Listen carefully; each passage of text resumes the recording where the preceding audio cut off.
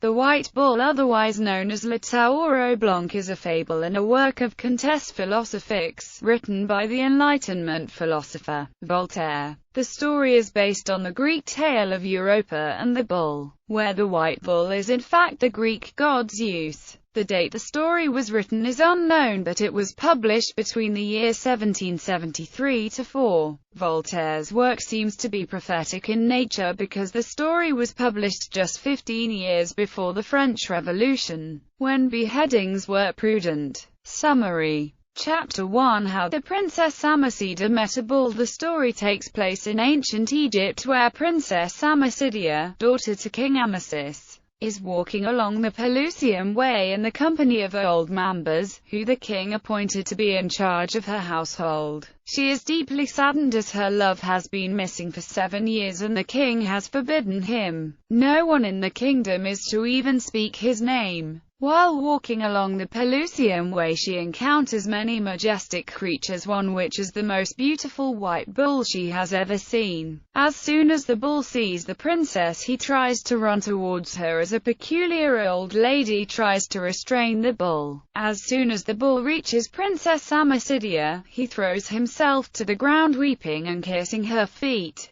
As soon as the princess sees this, she offers to purchase the bull, and the bull seems to want to be with the princess, yet the bull cannot speak. Seeing Amacida's want of the bull, Mambas goes to the old woman to try to persuade her. Chapter 2: How wise Mambas, former sorcerer to the pharaohs, recognized an old woman, and how she recognized him. As Mambas tries to persuade the old lady to buy the bull, she states that the bull is not hers to sell, like the rest of the animals they see there. Then they will speak of how they met 700 years ago when Mambas was traveling from Syria to Egypt. The old lady was the noble Pythoness of Endor. The old woman states that even though they are old friends, she cannot satisfy their curiosity about the bull. Amacida then goes to talk to the woman about buying the bull, yet the old lady still refuses. The lady says, "You are welcome to see the bull and feed him to your likings, but he is never to leave the watch of the other animals and the old lady." They argue, and Amacida asks if he were to escape, she would not be able to restrain him, but the old lady says that if he were to do that,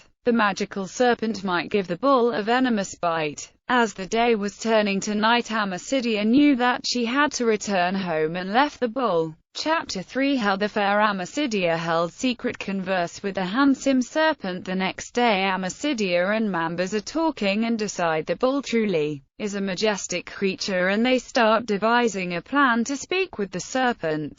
Mambas sets up a meeting between the princess and the serpent, and informs her that to get a secret from the serpent she must flatter him. They speak of his past presence as a god, and the serpent informs the princess that she has a certain power over him, the same power which he is to have over others. The serpent then agrees to tell Amacida the tale of the white bull. The bull used to be a king who fell in love with his dreams as he slept. Wanting to remember them, he hired Magi to retell him his dreams and interpret them for him. The Magi failed and the king had them hanged. Then about 7 years ago a Jew interpreted his dream, and then suddenly the king turned into the ox he is now. Upon hearing that this was her lost love, she fainted. Mambas, thinking she was dead, rushed over. Chapter 4: How they wanted to sacrifice the ox and exorcise the princess. The bull saw the princess's ladies rushing to her and did the same, dragging the old lady. No one could wake the princess till the bull arrived. Then the princess abruptly awoke. She then showered the bull with kisses, and all of the princess's ladies were bewildered. The ladies rushed back to their homes and told different stories to all who would hear. With all the talk of this gossip, the king took wind of the story. Upon hearing the story, he was filled with anger and sentenced his daughter to be locked in her chamber. Mambas, knowing that the bull was the princess's love, had to keep it a secret because that man was Nabukid, the one who had dethroned Amasis 7 years prior. The king had hired the Jew to perform the metamorphoses. Mambas then informs the princess that the only metamorphoses that can be changed back is one of an ox. Chapter 5 How wise Mambas acted wisely. Mambas then tries to trick the old lady into giving the ox to him so that he may hide him in one of his country's stables. Mambas then devised a plan to appoint the white bull as the new bull god Apis, and sent 4 magical animals, a raven, she-ass, dog, and dove, to deliver a letter to the high priest of Memphis, so that the priests could come and worship the new bull. He used tests to see if the animals were trustworthy, and all passed but the raven, who left displeased. Mambas then sent 3 servants to follow the animals.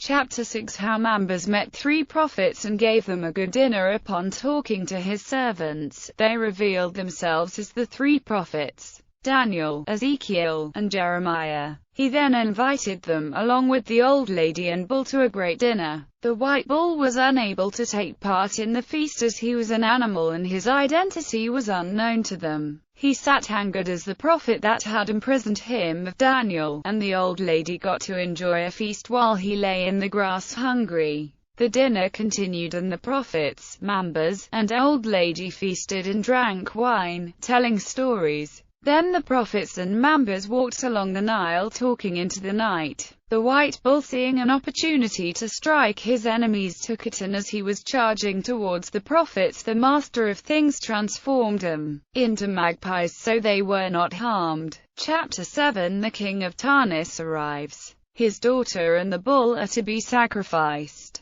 As the king arrived, he yelled out saying that the bull needed to be tied up and thrown out to the Nile, where the whale of Jonas was to eat him for having placed a spell on his daughter. Mambas, knowing that the raven had told the king everything, had the serpent go to Amasidia and reassure her that everything would be okay. Mambas then told the king that the bull needed to stay alive until another suitor had been found for the bull god Apis. The king agreed and gave Mambas 1 week to find a replacement. The old lady had departed spirits try and scare the king into not sacrificing the bull, but just like Nobukid, he did not remember in the morning. Chapter 8 How the serpent told stories to the princess to comfort her. The serpent told stories to Amasidia to calm her, telling her times of how he cured serpent bites by just displaying himself on the end of a stick. He told her other inspirational stories and avoided one that might fill her with grief. Chapter 9 How the serpent brought her no comfort. The princess remarked to the serpent's stories by saying they did nothing but bore her. She needed stories that did not resemble dreams.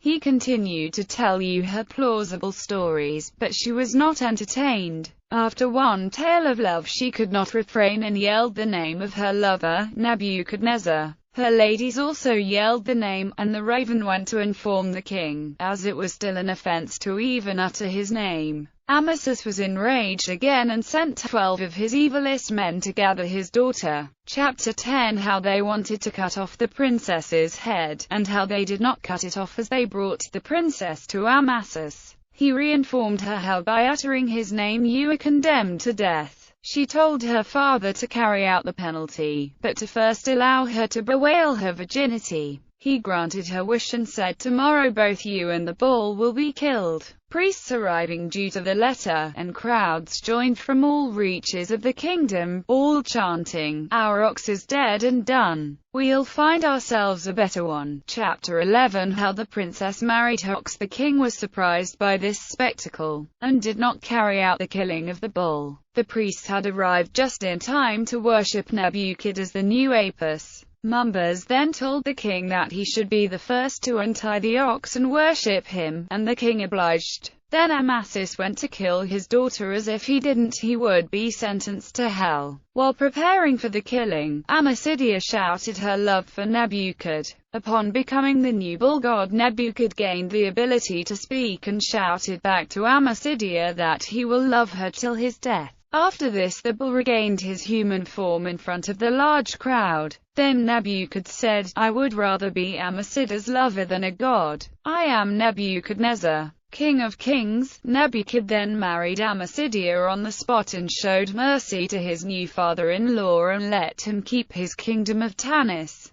He also bestowed foundations to the dove, she-ass, dog, whale, 3 magpies, and even the raven, showing the whole world that he could pardon as well as conquer. The old lady even received a fat pension. This created a custom that was passed on to all kings, that all can be pardoned after recognizing the error of his ways. Bibliography